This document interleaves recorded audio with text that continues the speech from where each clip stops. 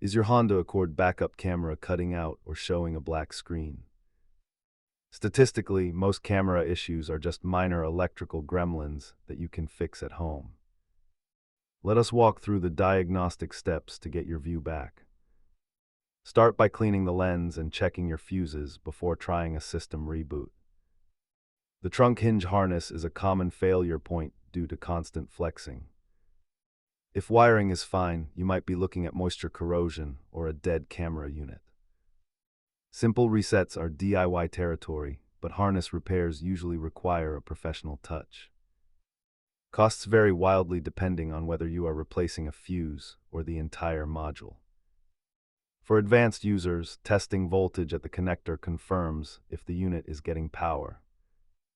Keep a multimeter and trim tools handy to safely access those tight wiring spaces. Always disconnect your battery before working on electrical harnesses to prevent any accidental shorts.